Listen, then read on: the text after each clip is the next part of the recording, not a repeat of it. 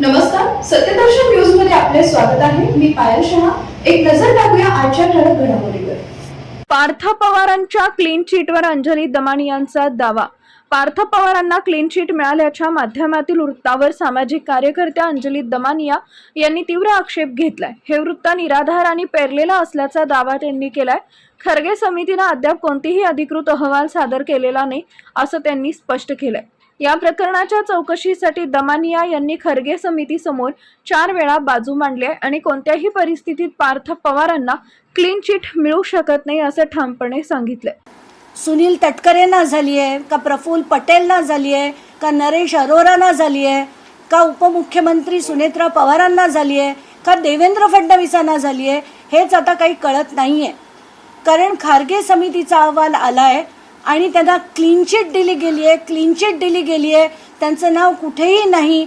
असं एकदा नाही तर दोनदा एकच वर्तमानपत्र छापतं, तोच फोटो वापरतं, तोच मजकूर वापरतात आणि तीच बातमी पेरली जाते.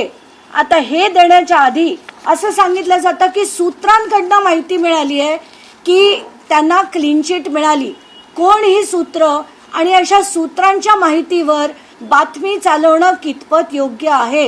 आत्ताच्या घटनेला कुठलाही रिपोर्ट आलेला नाही आहे आणि रिपोर्टमध्ये पार्थला क्लीन चिट मिळूच शकत नाही हे मी खात्रीने सांगू शकते.